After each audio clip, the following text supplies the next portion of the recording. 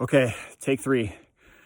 Hey everybody, I don't do this very often. Videos aren't necessarily my thing. I'm not real big on the spotlight, but I recently participated in an activity in a men's group that I'm in, and it had a very profound effect on me. So much so that I felt like I have to share this. So the activity is this. What I want you to do, and you really need to do this for yourself, is I want you to think of 3 imperfect people in your life. Shouldn't be too hard to do. Pretty much every one of us, obviously, we accept we're imperfect. We say that on the surface, but here's the go-to part. So I want you to think of those 3 imperfect people, and I want you to write down a gift that each of them has given you. And I'm not talking about salt and pepper shakers. I'm talking about a real profound gift. So, okay, this is the part where I usually lose it. So I'm going to take a breath here. So 3 people that came to mind for me. First and foremost, my father. Pretty imperfect dude. Pretty imperfect dude.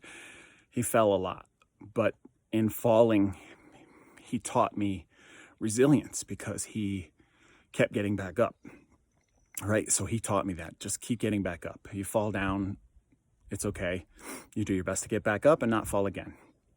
Okay, the second, my nephew, another imperfect dude, makes plenty of mistakes just like the rest of us, but when I'm with him, we have so much fun. That guy can make me laugh more than anybody else I know in my life, and I am very, very grateful for that. I hope he never loses that sense of humor. And my third example is kind of a twofer, and it's my kids, of course, right? Everything's always traced back to my kids. Children are by definition imperfect. They're supposed to be. They're supposed to be figuring stuff out. They're supposed to be breaking things. They're supposed to be falling down. But as parents, we don't really worry about those failures too much until middle school maybe? Anyway, they are insanely brave. Every task that I put forth to my kids, they accept it and they go after it and they try. And they get a little insecure, they get a little scared, but they're insanely brave. So, okay, just real high level, real quick, trying to keep my shit together here. Those are 3 imperfect people in my life that gave me 3 amazing gifts. And here's the bit. So that part is pretty straightforward. Okay, great. That's wonderful. That's not the shift. That's not the takeaway that I want you to get.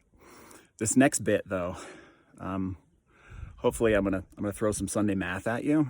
You might be familiar with the association property. A equals B and B equals C, then A equals C.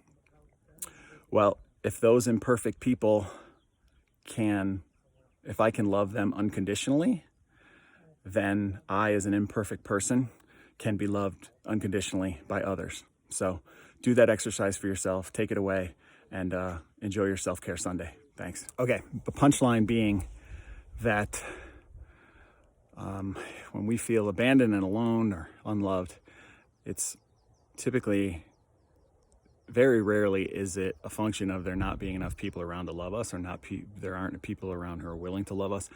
It's typically our inability to accept it. So go through this exercise, start convincing yourself, start that self-talk that tells you that you are absolutely worthy of love. And when you start to feel that and you start to believe that, you'll see that it's all around you. Even just friendship, even just accepting that friendship. So, okay, I had to take a couple breaths and I really need a haircut, but good to go. Thanks.